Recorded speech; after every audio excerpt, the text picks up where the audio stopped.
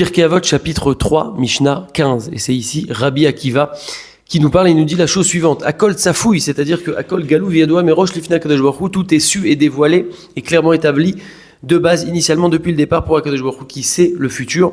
Et d'un autre côté, vers Reshut Netuna, et pourtant cela ne nous empêche pas d'avoir un libre arbitre. On sait qu'on a le libre arbitre chaque jour de notre vie de choisir entre le bien et le mal.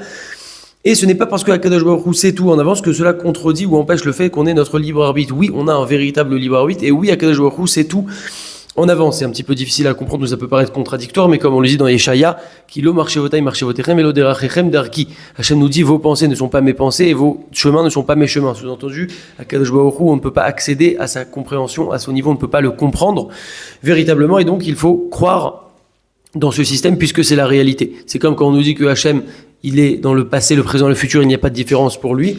Alors j'entendais un jour le Rav Zamir Cohen illustrer cela, quelque chose qui nous permet de comprendre un petit peu cette notion. C'est comme si on a sur une route une voiture qui se trouve au kilomètre 1 de la route, quelques instants après au kilomètre 3 et quelques instants après au kilomètre 5.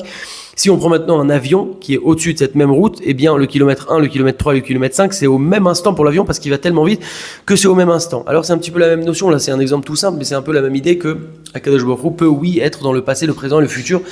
C'est une réalité. En tout cas, nous avons, oui, notre libre arbitre. Et Hachem sait tout en avance. Et la Mishnah continue. Uvetov haolam nidon, et Akadosh Baruch Hu va juger le monde avec la mesure de la midat harachami, mais pas avec la midat hadin, c'est-à-dire avec la miséricorde et pas avec la rigueur.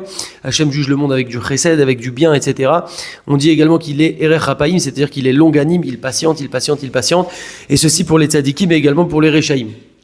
Et enfin, la Mishnah termine. Ve'akol lefi rov amarase, et tout va selon la multiplicité, le nombre des actions, et le Rambam explique que tout va selon la multiplicité du nombre d'actions. Alors on sait que la qualité elle est très importante dans le mitzvot, mais là on voit que la quantité est aussi importante, et même plus importante encore ici, parce que plus une personne va s'habituer à faire une mitzvah, la répéter, une action, la répéter, plus elle va s'intégrer et agir sur son corps, sur sa neshama, et elle va s'intégrer en lui petit à petit. Il nous donne ici l'exemple de quelqu'un à qui on donne 1000 pièces d'argent et qui donne ces 1000 pièces d'argent d'un coup à une personne pauvre. Alors c'est super, elle a fait le don, le montant est là, mais elle n'a pas vraiment changé cette personne. Si on prend cette même somme maintenant de 1000 pièces d'argent et elle les donne une par une, chaque jour, pendant 1000 jours comme ça à une personne, alors là, cette personne va développer sa capacité à donner, elle va changer petit à petit, et donc tout selon la multiplicité et la répétition des actions. On a donc vu différentes idées ce soir.